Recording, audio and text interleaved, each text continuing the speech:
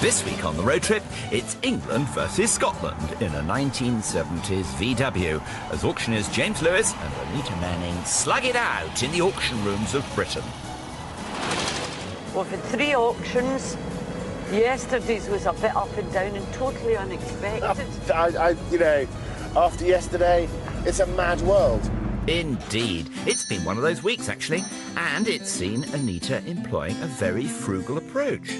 Positively Scottish. And I was wondering if you could give me it for £1. Even so, she's taken a right hammering. £5. Oh. 55, a bit disappointed at that. Because, as she's quick to point out... But James is a formidable opponent. Yes, it's true. Even though our Wonder Boy is making some rather strange choices... I think to offer £200 for that lot might be slightly bonkers. He's absolutely cleaning up at auction. 90, £50. Thank you so much. That's Brilliant. To date, James has managed to transform his original £200 stake into, by hook or by crook, a fabulous £516 and 2p. As for Anita, despite being as canny can be, she still remains in second place with just £334 32p. So, James, it's a beautiful morning and we're now in Suffolk. A county that I have never been to, ever. Our journey this week is taking us from Pateley Bridge in Yorkshire and heading south, via East Anglia and on to the West Country, reaching its conclusion in Cirencester. But right now we're en route to Needham Market in Suffolk, and we'll end this leg with an auction in Bedford.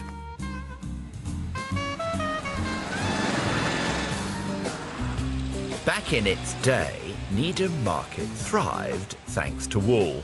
But the plague of 1663 put something of a spanner in the works, as the town was ultimately chained off and 2/3 of the population perished. Oh dear. Still, on a much happier note, it's also the hometown of actress June Brown, also known as Dot Cotton, off of EastEnders. Oh. OK, darling. I'm going on to the next town. Okay. Have fun in there. Oh, I will. And remember, James, spend, spend, spend. Not a chance. You spend if you want to, not me. So, as Anita struggles to see over the dashboard, James is already looking for a profit. Hi. Hi, how are you? I'm James. Nice to Ellie. see you. Hi, Ellie. Hi. And here in the station yard emporium, there's a little something for everyone, even the perfect telephone for your very own Playboy mansion. Wow. I've never seen anything quite so revolting in all my life. Well, that's nice. What James does like, though... That's a nice little thing. Good, practical, useful box. Bridge written across the front, little angles on it. Even got the original playing cards and a drop-down front. But the great news is that bridge is as fashionable today as it was then. Meanwhile, Anita's hurtling towards the historic market town of Framlingham, or, as the locals like to call it, Fram. This neck of the woods is also where, in 1553, Mary Tudor took refuge and gathered supporters in order to campaign for her rightful place on England's throne.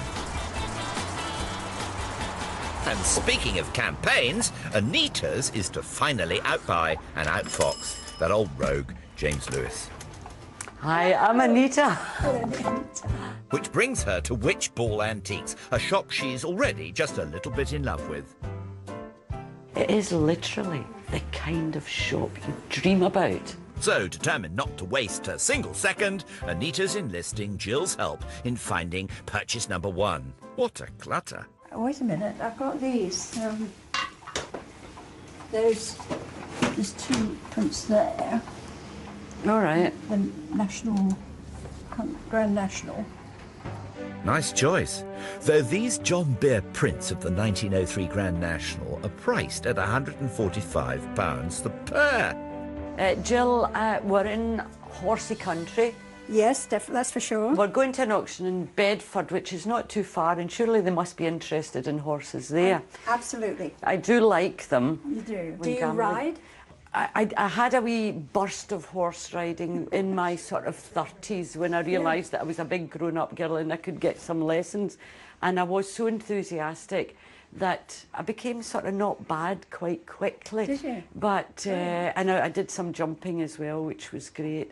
But what I really wanted was to gallop across the plains, you know, in a golden palomino. So it's just one of these things you sort of pick up and then let go again. But I love looking at horses. In that case, go on, make Jill an offer. I dare you. They're a wee bit dear for me. Is there anything that we can do on price? I'll get down to 60, but I can't do any better. That is actually what I paid for them. That's what you paid for Yes. them. Well, you can't come any lower than that, Jill. I don't want to take a loss. To tell you the truth, I can't resist them, so it's a deal. Thank you. Well done, Anita. Though back in Needham Market, James has found something else he likes. To start with, we've got the City, Worcester, 1902. Obviously, it tells you exactly what it is. It's a plate made for the coronation of Edward, Queen Victoria's son. But you often get these in Staffordshire pottery, and they're fairly cheaply made most of the time. But this one's a porcelain. Turn it over, and it has the Royal Worcester mark. Turn it back, and it has the same price tag as the bridge box. Well, the favourite price of £22.50. I'll ask what their best is on that. And I'll see if I can do a deal on that. See how we go. And the woman to talk to is our Ellie. What could you do that for? Are they very flexible at the front there? Well, it would normally be 20. 18. 18, okay. The same for that one, I think. 35 for the two. I think that'll probably be the best one. Okay. So the only thing that's worrying me about that is the fact there's lots of tray inside. So you have a little tray in there. Yeah. If they could be 30, I'd take them. Yeah. Okay, so that's 30 on those. That's a definite yes then. That's okay, yeah. Well, that was easy, wasn't it? Now, how's Anita getting on? This is a little miniature microscope. I like miniature things, and they're very appealing to the buyers. I think we're going into a collector's sale, so this is the type of thing which might be of interest to the buyers there. It's made of brass, this polished brass, and I think that it's probably... Yeah, I can see something at the bottom of it. A couple of earwigs. So it's in working order. It would have perhaps been used in maybe turn of the century, beginning of the 20th century. I quite like that. I'm going to ask the price of it and see if I can get a deal on it. As for the ticket price, £45. I'd like to be buying it in the region of 15, 20. Is it possible anywhere near that? I think it would probably have to be about £30. I Right. don't think I can do any better than that. I don't know if I'd be able to make a profit on that. OK, I'll continue looking. There was another thing that I was looking at, the clock, the brass clock. Not bad. And by the look of it, I think we're talking the arts and crafts period here. I like the shape. I like the embossed flowers here, but and it's ticking away, obviously. Your husband's has sorted that out. Would I be able to buy that for round about 20? Can I just have maybe 25, but I'd have... To ask the boss? I thought you were the boss. The thing is, the many clocks in this shop belong to Jill's husband, who repairs them for a living. So the final say on this goes to him. Anita, How did you get on? do £30 on that for you. But the other piece, the little microscope, you can do 20. You can do 20? Yes. So does that help? It helps. Well, what it's given me now is a dilemma. Which one do I like the most? Which one to buy? Yeah. If I take 2 of them, can you knock another wee bit off? Well, how about 45 for the 2? 45? Yes. Will we go for it? That's a deal. Thank you so much. Extremely chuffed with the morning shopping, Anita's next stop is what's considered to be the birthplace of thoroughbred horse racing. Where else but Newmarket? After all, they've been racing here as far back as 1622, and currently the town is home to more than 50 trainers, not to mention 3,000 racehorses, making it, of course, the logical location of the National Horse Racing Museum. Alan, how lovely to meet you. I'm so excited to be in this museum because I am a girl who loves horses. Excellent, because we've got some wonderful things to show you, Anita. Lead on. Amongst the many exhibits, there's everything from a skeleton of Hyperion, considered by some the greatest thoroughbred racer of the 20th century. He was a small horse, only 15 hands, but he had a tremendous engine and a wonderful sort of stride. To the silks of some of the world's most acclaimed jockeys, such as local boy Francis Buckle, also known as the Pocket Hercules, who first raced in 1783 weighing just 3 stone, 13 pounds. Gosh, and then there's the legendary Frankie Dettori, who in 1996 achieved the miraculous feat of winning 7 races on a single day at Ascot. I was there that day, and as each race went on, it became more and more credible. He can't surely win the next race, and then he won the next race. And it came to the 7th race, and he was on this sort of not very fancied horse, but he managed to summon up something, and he managed to just put this horse on the line to win. If only I'd had money on it. Still, when it comes to racing legends, no one quite compares to renowned tipster Prince Monolulu, who in the 1920s charmed the punters with his catchphrase, "I've got an horse."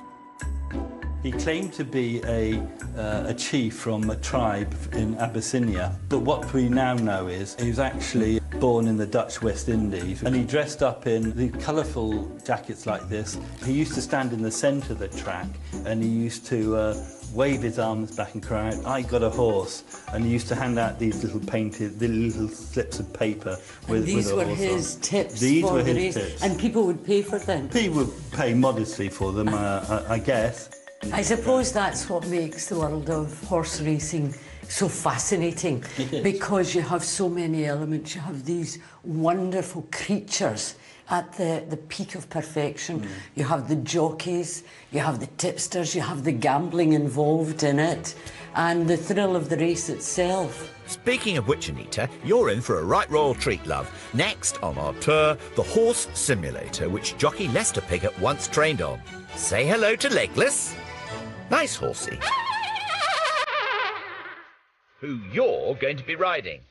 So saddle up, girl, and get your leg over. Go for it, Legless. Forward and slightly down. Sit back. Oh, yes!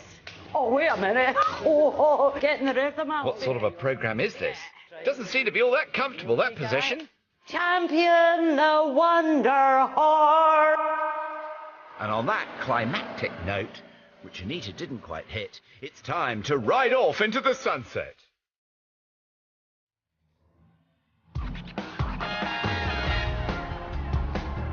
Day 2, and our experts are once again hitting the back roads and high streets of Suffolk. Though seriously, can't they go any faster? We have lost time and time and time again, haven't we?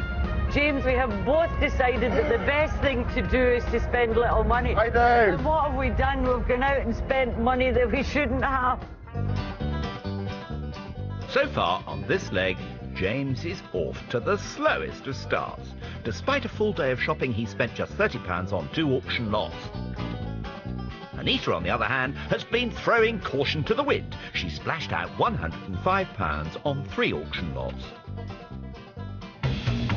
Our first stop today, the village of Grunsborough, which has stood on this very spot for at least 1,000 years. Mind you, We're just here for the darts. And when I say darts, I mean the private collection of Patrick D, who, for the last 16 years, has indulged a lifelong passion for the game and even built his own museum, otherwise known as the shed in the back of his garden, stuffed with his arrows. Do you know, I'm really looking forward to seeing this collection of Patrick's, because it's not something he's inherited, it's not something that's been built up over generations with millions of pounds. It's just something that he's loved and he's passionate about. And that's often the best mark of a collector. Hello. Hello. Good to see you. Good to see you. Oh, the tie. Look at that. Oh, my word. Actually, Patrick's choice in netwear is just the tip of the iceberg. His collection boasts every piece of memorabilia imaginable, taking our antiques expert into a world he knows almost nothing about. Bullseye. Oh, my God. Oh, wow. That is incredible. I've never seen anything like it. All right, so tell me, what are your star lots? What have you got there? Well, the older ones, these are from 1930s, made it chaffed out of wood with turkey feather. They're not very heavy, No, are they they? ain't, no, they look ever so light. And like that one there, the French dart, that's got the lead weight in the middle. That's So far more sensible. yeah, give it Isn't a bit it? of weight, yeah. The origins of darts are subject to considerable debate. Some believe it began as a pub game where crossbows were fired at the end of a beer barrel, whilst others believe everything from the ancient Greeks through to the Tudors. Tell me about the boards. The oldest one is the plasticine one. That one. Plasticine? Yeah. And what they used to do when you played on it and when you used it a bit, because the plasticine used to be with the wooden darts, because if you used the tungsten there, you'll splatter it. Yeah. They used to have a roller, then they used to roll it out again. Really? A little bit like putting the divots in a polo match. Yeah. The game gained popularity during the 1920s thanks to a standardised dartboard. But what really changed the landscape was the introduction of a national competition in 1947. I mean, when I was growing up, the names that I remember, Eric Bristow, John Lowe, yeah. Jockey Wilson, yeah. Bobby George. Yeah. Speaking of Bobby George, also known as the King of Bling, one of his famous capes is right here. Though today, Patrick can go one better. Now I've got a special guest for you to meet. Where is he? Bobby George. Right, James, how are you? Really good to meet you. All right. How are you? Lovely jubbly. Have you got a collection like this or anything like it? No, I've got a few bits and pieces, but not like this. This is way over the top. Well, that's I'm what not being nice. no, I don't yeah. think anyone's got anything like this. No. But you know, there's it's unbelievable. Mind you, it turns out Bobby is a bit of a history buff. Now, these are called a French dart, but this comes from a crossbow. right. Now, the bowmen of England the longbowmen, in between battles, used to have a game of darts, but use arrows. That's where the word arrows come from properly. Okay. And they used to cut them down to 14 inches and throw them at wooden targets. But when they fought the French, of course, the bolts off the crossbow were shorter. Right. So they used these, and that's why it's called a French dart. Really? And lesson number 2, James, how to actually throw one. When you throw the dart, Yep. put your arm straight out. Look at the dart, ball, look at the treble, and arm straight out. Oh, a bit lower. Come on, James. Oh, look at that. Oh, I'm getting there. Look at that. You see, I've got the skill. I've got the skill. Believe that, and you'll believe anything. As for Anita, she isn't wasting any time. Currently, she's en route to the city of Cambridge, home to one of Britain's most famous universities. And it was established in the 13th century after a group of scholars decided to flee the hostile townspeople of Oxford. Why? We're not so sure. Though thanks to them, the likes of Francis Bacon, Sir Isaac Newton and Charles Darwin all received their education right here.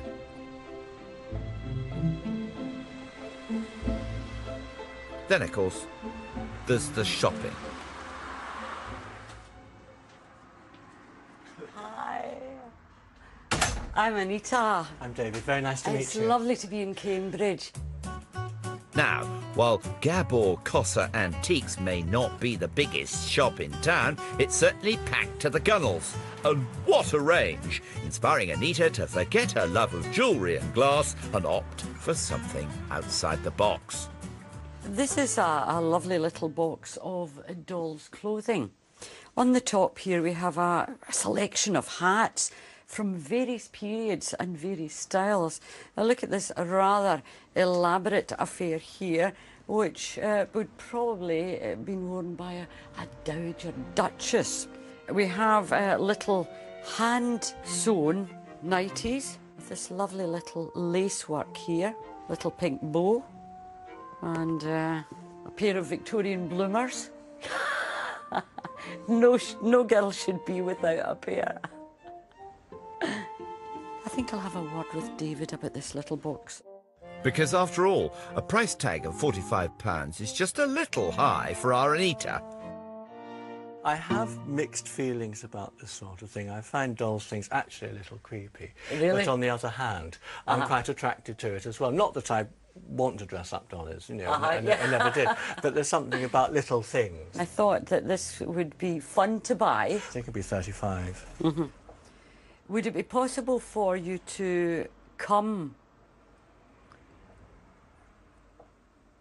to nearer the 25 on it? I will take 27 if that's any 27? good. Yes. That's absolutely great. 27, I'm delighted with that. And I think it's great fun and it's nice really to have something different. My thoughts exactly, which is probably why James is now headed back to Fram, into the very shop Anita did so well in yesterday.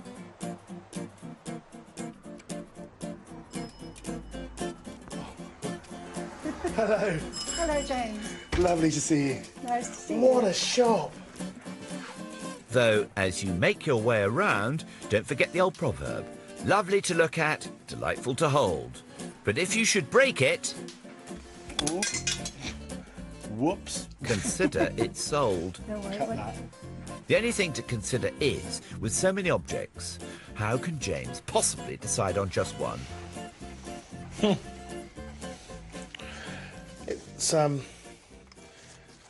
It's a tribal quiver, which would have been over the shoulder, with that should be tied on, with little steel barbed arrows that are varying according to whatever you're trying to catch.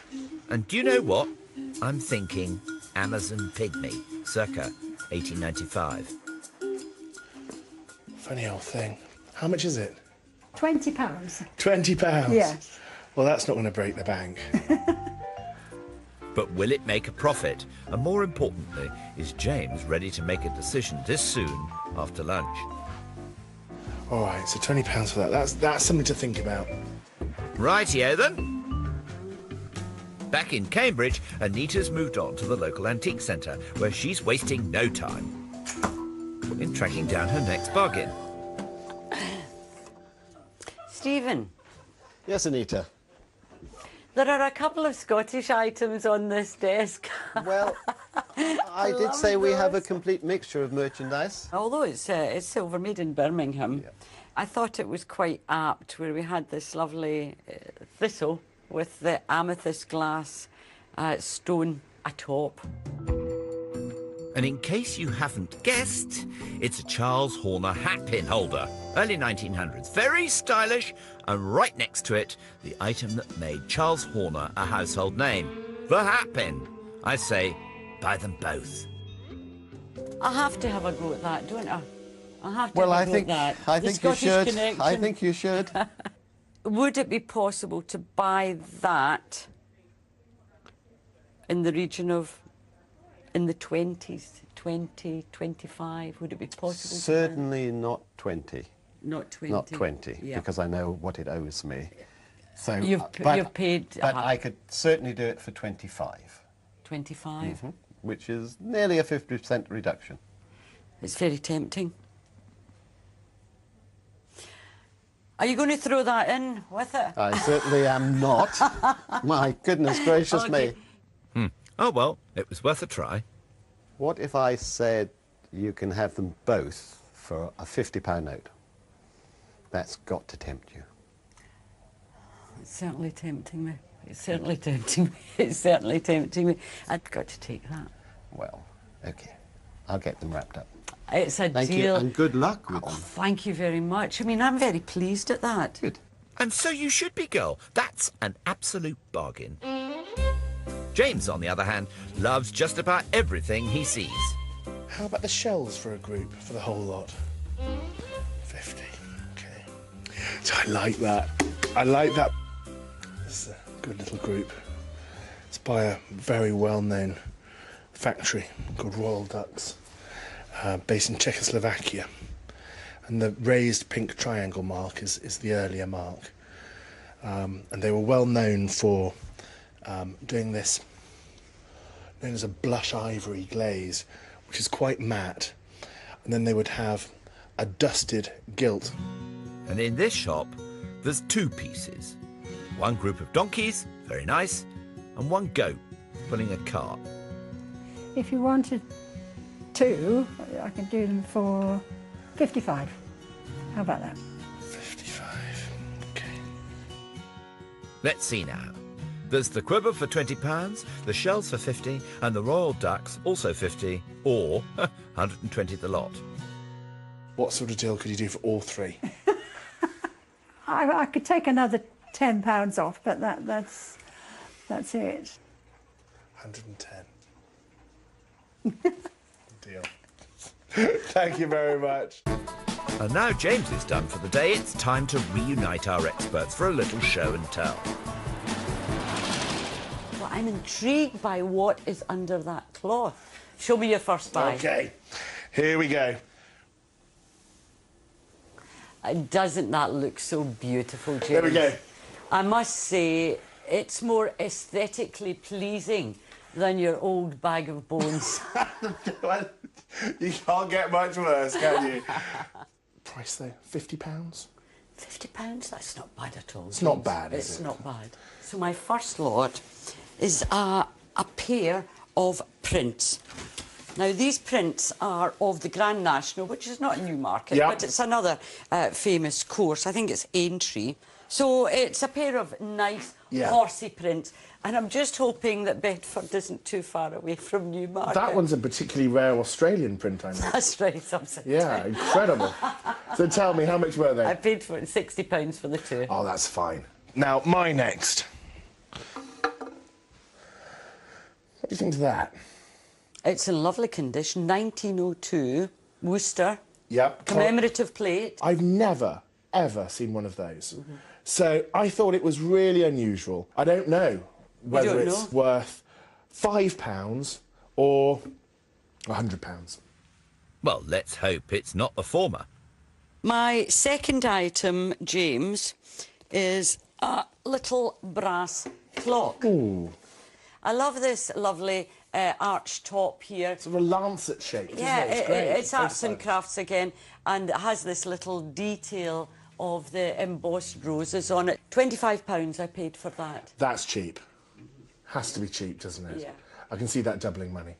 Let me see your next item. And there we are. Ah, nice box, James, nice box. Number 3. It's got a full-down front, silver mounted for about 1905. Nicely inscribed bridge across the centre. I'm finding that any items associated with bridge are doing well, so a good tactical choice. I like it. And for what it's worth, I like it a lot. My next item, James, is a little lot of Dolly's clothes. Well, we've got little bunnets, Victorian bunnets, little frocks, little dresses, and all sorts of little silly things. But they did amuse me. What did you pay? £27. That is really cheap. They're rare. I think you've done really well. That's nice. Royal Ducks. Is he in perfect condition, James? He's had an ear off and glued back. And it's absolutely charming. And I think that people love donkeys. Yeah. And I think you're buying a lot of animals. I'll say. And there's still that old goat to come. What do you think of that? That's nice. Tip off the horn. Other than that, it's in good order. I like these enormously. I really do like them, but I'm not sure about price on these because of the damage. I wasn't sure, but I paid £50 the two. For the two. I think at that price, James, you can't go far wrong. I'm sure you'll make a profit. I don't usually buy scientific instruments, but I couldn't resist this wee guy. I think it's a nice little thing. It's probably absolutely useless. What did you pay? I paid 20 for it. I think that's absolutely fine. Is that all right? As for today's most unusual lot, feast your eyes, Anita. There we are. Have to do this to show you. The quiver is leather and hide, possibly South American. My gut reaction is they are pygmy or bushman type arrows. I thought it was a really interesting, funky, speculative lot. How much? $5? 10. Oh. In that case, I'm thinking profit, profit, profit, frankly.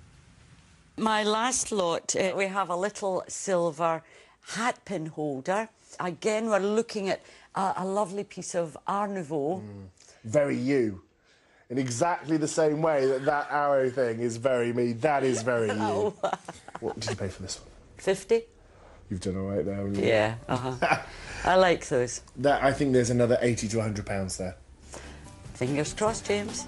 Well, our experts had impeccable manners, as you would expect. But what do they really think?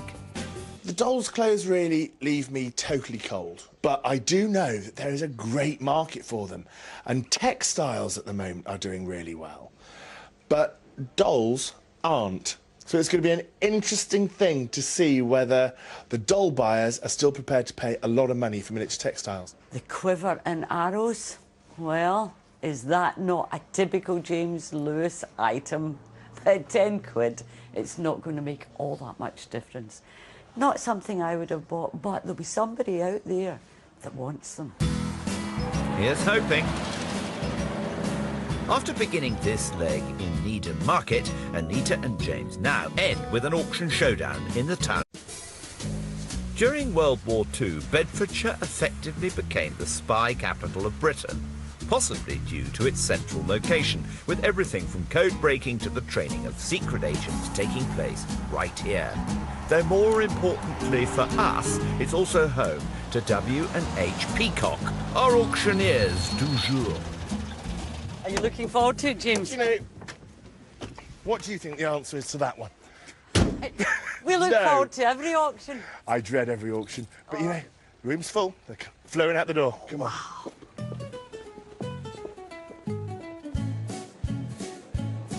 Doing the honours on the podium today is David Fletcher. But what does he think of our experts' choices? The bridge box, now that is a stylish lot, isn't it? There are a lot of bridge players out there, a lot of bridge players have a bit of dosh, and I hope they'll be looking to invest some of their money in something like that, which, you know, if you play the game, you play it in style if you've got something like that. Now, the hat pin is my favourite lot. Charles Horner is a big name, and this is a good example of him at his most stylish, really. In the Art Nouveau style, it's great. I like that very much. James started this leg with an impressive £516 and 2p and has gone on to spend £140 on 5 auction lots. Anita, meanwhile, kicked off with £334.32p and has parted with £182 also for 5 auction lots. So, without further ado, let the auction begin.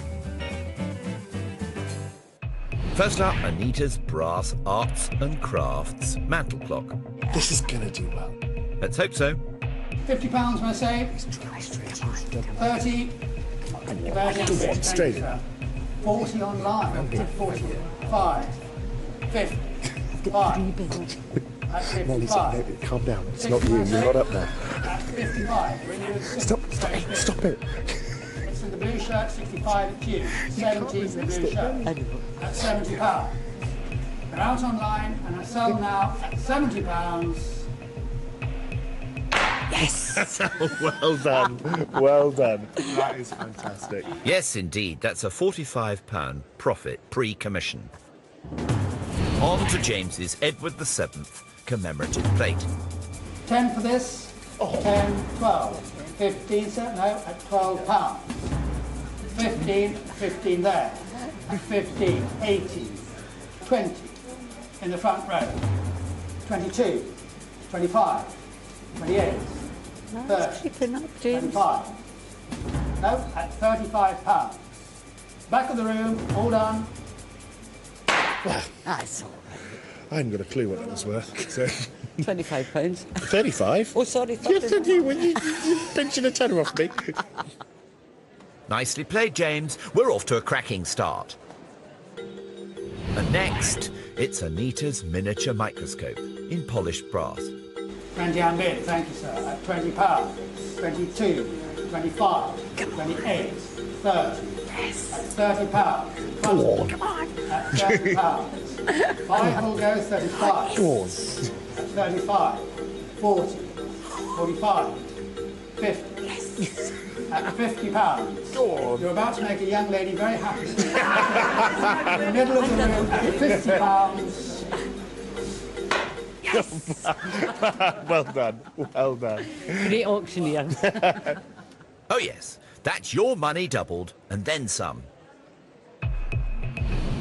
But can our fabulous auctioneer sell James's seashells from the seashore? Let's find out, shall we? £30. Oh, 30 and 100 places. 35, 40, 5, 50. 5 semo at £50. 55. All done. Oh. It's a wee bit of a disappointment. Never mind, James. You'll just have to chalk this one up to experience. Moving on now to Anita's collection of dolls' clothes. A specialist lot, to say the least. But how will it do in a general auction? At 20, 22, 25, 28, 30, 35. No, at £35. Ladies bid at 35, all done. Oh, well, no, it's fine, James, it's fine. Oh, knickers. So much for textiles. Next! Ah, James's silver-mounted bridge box. The very definition of style. 30. Oh. 35, 40, 5, 50, 5, 60, 5, 70, 5, 80, 5, 90, 5, 100. At £100. 110. Oh, we've gone up now. 120. At 120. Top estimate. All done at 120. Thank you. Thank you. Bravo! That's a £100 profit, pre-commission. Let's hope there's some money left for Anita's Grand National Prince by First World War artist John Beer. At 30, 35, 40, 5, 50, 5. At £55. 55. Oh, no, come on. £55. Just...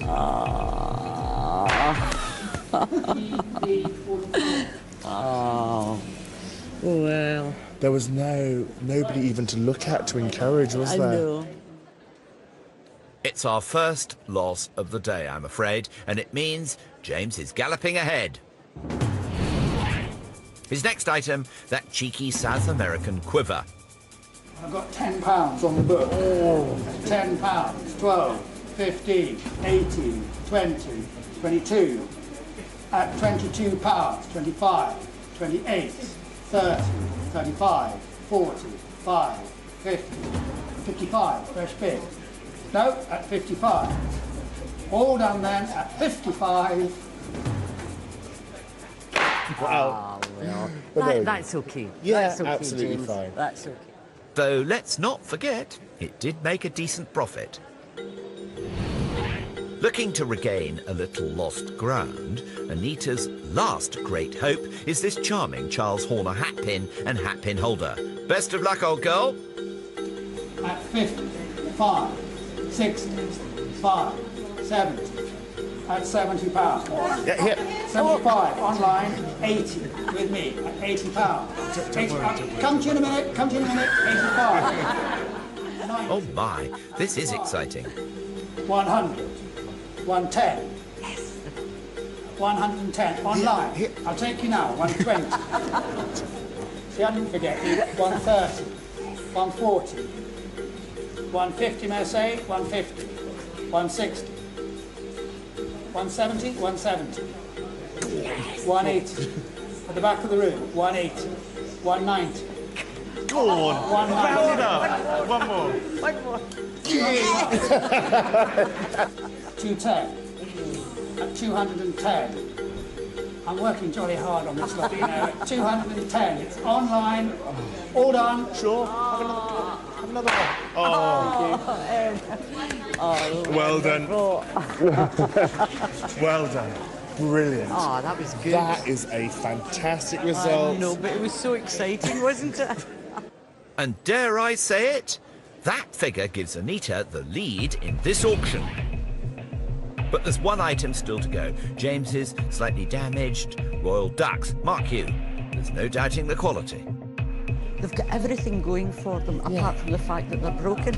Now, start with these. £200. Bid, thank you. At 200. 210. What? At 210. 220. 230. 240. 250. At £250. Good Lord. 60 will go. 260. On the telephone. 270. 280. 290. 300. 320. 350. At 320, the bid's with me. At £320.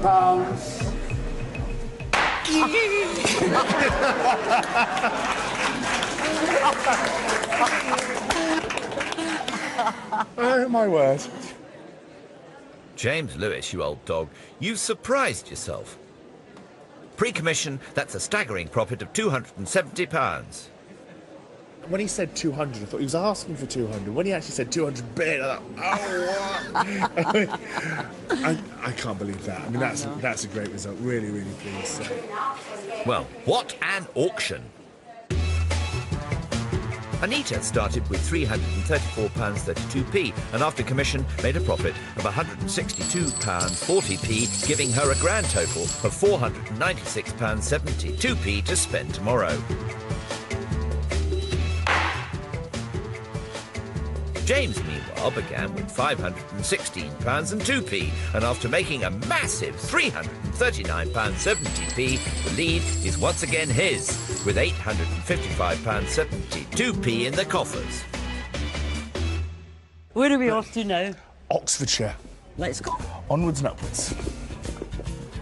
Next on the Antiques Road Trip, Anita gets ruthless. You sell me him for a tenner. James goes for broke. My God.